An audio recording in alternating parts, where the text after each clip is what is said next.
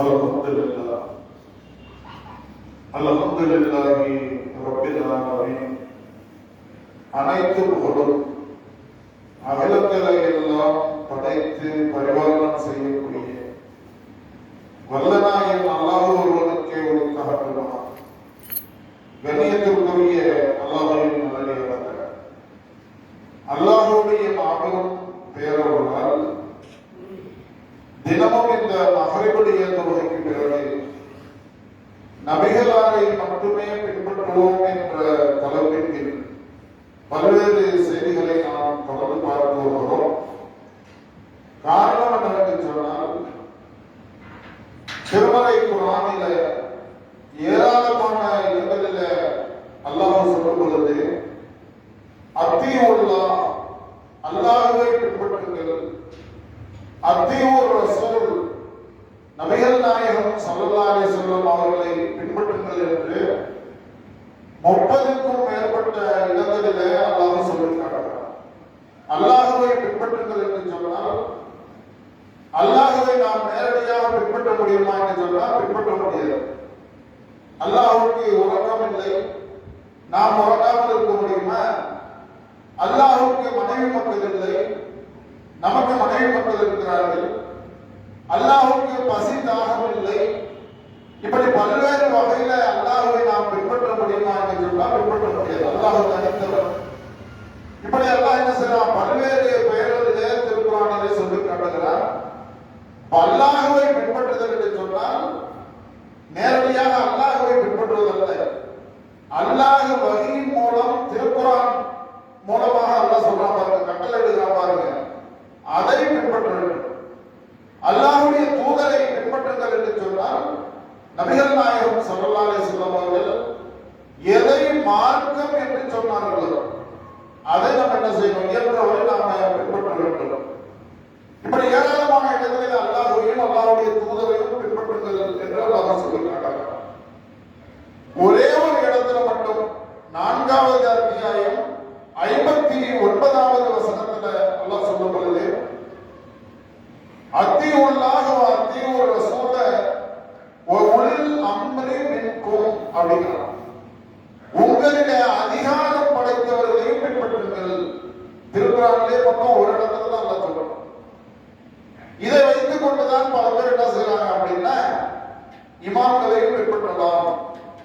அப்ப அந்த உலில் அம்ரி மின்கும் என்பது ஒரு வகையில வரும், இமாம்களையும் பின்பற்றுதல் வரும்.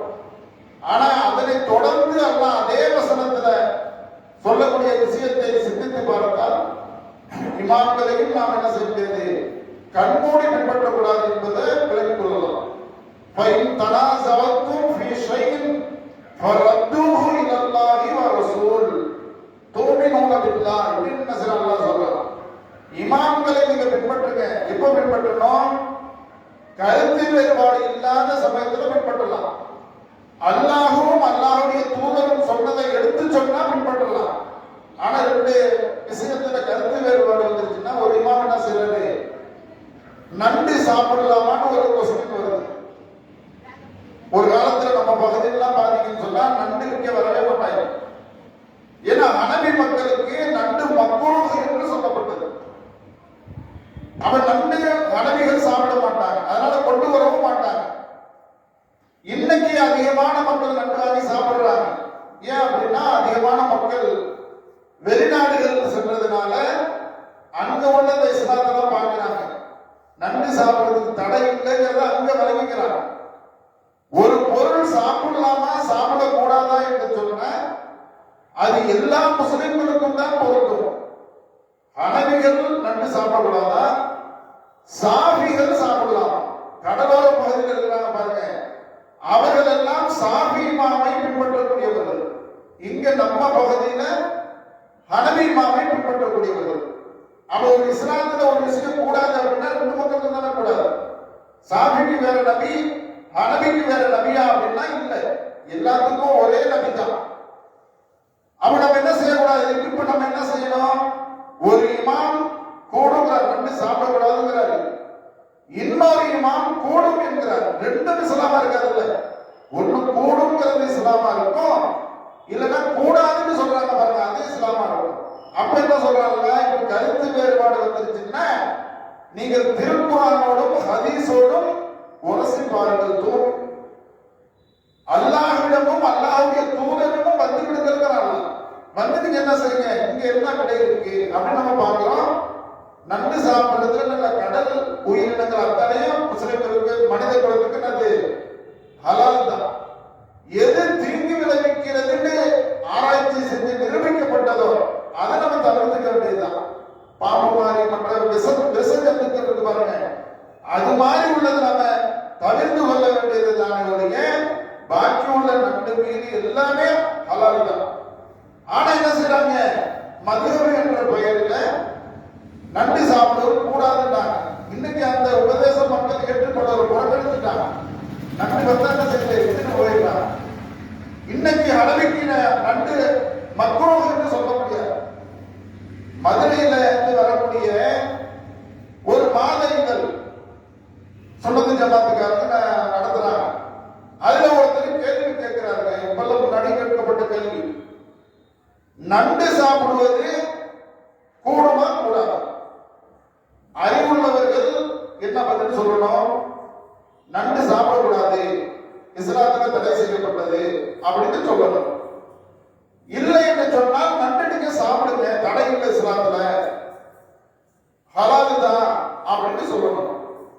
அவர் என்ன சொல்றாரு, ஹனபிகளுக்கு மக்ரூஹ்னு சொல்லிட்டாரு. அத ஒருத்தர் என்ன சொல்றாரு, தீர்க்கத்தை நம்மகிட்ட காட்டுறாரு. இவர் என்னதாங்க சொல்ல வர்றாரு, சாப்பிடலான்னு சொல்லக்கூடாதுன்னு சொல்றாரா, சாப்பிடக்கூடாதுன்னு சொல்றாரா, மக்ரூஹ் என்றால் என்ன அப்படிங்கிறாரா? இஸ்லாத்துல இருக்கிறது ரெண்டு தாங்க, ஒன்று சாப்பிடலாம், இன்னொன்று சாப்பிடக்கூடாது. மக்ரூஹ் என்றெல்லாம் ஒன்று இல்லை. புரியுதா? இவங்க என்ன செய்றாங்க, மக்ரூஹ் என்று சொல்றாங்க. அப்ப இஸ்லாத்தை நாம் பின்பற்றுவதாக இருந்தா இப்ப குளறுபடி வருதா இல்லையா? அப்ப நம்ம என்ன செய்யலாம் அப்படின்னா, இஸ்லாத்துல திருக்குறான்ல அல்லாஹ் என்ன சொல்றான், ரசூலுல்லாஹி ஸல்லல்லாஹு அலைஹி வஸல்லம் என்ன சொல்றாங்கன்னு நம்ம வந்துடணும். எதுக்கு இந்த உதாரணத்தை நான் சொல்றேன் அப்படின்னா, இஸ்லாம் தான் நாம் பின்பற்றுவதற்கு தகுதியானது. இன்ன தீன இந்தல்லாஹி இஸ்லாம், அல்லாஹ்விடத்தில் ஒப்புக்கொள்ளப்பட்ட மார்க்கம் இஸ்லாம் தான். இஸ்லாம் அல்லாத வேற கருத்து, அது எவ்வளவு பெரிய நல்ல மனிதர்களிலிருந்து வந்தாலும் சரி, அது அவங்க எவ்வளவு பெரிய அவுலியாவா இருந்தாலும் சரிதான், இஸ்லாத்திற்கு நிறைய ஒரு கருத்தை சொல்றாங்க அப்படின்னா அது அல்லாஹ்விடத்தில் என்ன செய்யும், நிராகரிக்கப்படும். இது ஒண்ணு செய்யல, நானா சொல்லல, அல்லாஹ் தான் சொல்றான். இப்ப மார்க்கம் என்பது இன்னதீன இந்தல்லாஹி இஸ்லாம் 3வது அத்தியாயம் 19வது அத்தியாயத்துல வசனத்துல அல்லாஹ் என்ன செய்றான், இந்த செய்தியை சொல்றான். இஸ்லாத்தை பின்பற்றினாதான் என்ன செய்யும், அது அல்லாஹ்விடத்தில் ஏற்றுக்கொள்ளப்படும். அதே 3வது அத்தியாயத்துல 85ல சொல்றான், ஒமை யப்தகி கைரல் இஸ்லாமி தீனன் ஃபலை யுக்பலு மின்ஹு, யார் இஸ்லாம் அல்லாத வேறு மார்க்கத்தை தேர்வு செய்கிறார்களோ அது அல்லாஹ்விடத்தில் ஏற்கப்படாது. அது மட்டும் இல்லாம வஹுவ ஃபில் ஆகிரத்தி மினல் ஹாசிரின், அவர் மறுமையில நட்டமடைந்தவராக ஆவார். அப்ப இந்த ரெண்டு வசனத்துல அல்லாஹ் என்ன சொல்றான், ஒண்ணு இஸ்லாம் என்ன சொல்லுதோ அதை மட்டும் பின்பற்றினா போதும். 5 நேரம் தொழுகை பள்ளிக்கு வரமாட்டேங்கிறாங்க, அக்கிமி ஸலாத் அல்லாஹ் ஹய்யா அலஸ் ஸலா என்று ஒவ்வொரு வக்தும் வாக்கு சொல்லப்படுகிறது, பள்ளிவாசலுக்கு வரமாட்டேங்கிறாங்க. மெஹராஜில விட்டு அறிவிப்பு கொடுத்த பள்ளிவாசலுக்கு குமியுது. அப்ப என்ன அர்த்தம், அப்ப 5 வக்து கட்டாய கடமை. ஒரு முஸ்லிமான ஆணா இருந்தாலும் பெண்ணா இருந்தாலும் எந்த காரணத்தை கொண்டும் தொழுகையை பிற்படுத்தலாக தொழுகை ஆக வேண்டும். அப்படிப்பட்ட கடமையை புறக்கணிக்கிறார்கள். நபிகள் நாயகம் சொல்லாத மெஹராஜ் இரவை கொண்டாடுகிறார்கள். அதுக்குதான் அல்லாஹ் இந்த 3:85 படிச்சு பாருங்க. இது இஸ்லாத்துல உள்ளதா இல்லாததா? அப்படி இல்லாததை நம்ம பின்பற்றினா அல்லாஹ் எப்படி ஏற்றுக்குவான்? அது தொழுகையா இருக்கட்டும், நோன்பாரு. நம்ம நினைக்கிறோம் மெஹராஜிங்கிற பேர்ல நம்ம என்ன செய்யறோம், நோன்பு தானே வைக்கிறோம், தொழுகை தானே செய்யறோம், இது என்ன பாவமா அப்படின்னு அப்பாவி முஸ்லிம்கள் கேட்கிறாங்க. பாவம் தான் அது. அல்லாஹ்வுடைய தூதர் சொல்லாத ஒரு தொழுகையை நம்ம தொழுதோம் அப்படின்னா அதுக்கு நன்மை கிடைக்காது, தண்டனை தான் கிடைக்கும். அல்லாஹ்வுடைய தூதர் மூலம் காட்டித் தராத ஒரு நோன்பை நம்ம வச்சோம்னு சொன்ன அதுக்கு நன்மை கிடைக்காது. அதுக்கு என்னது, பாவம் தான், தண்டனை தான் கிடைக்கும்.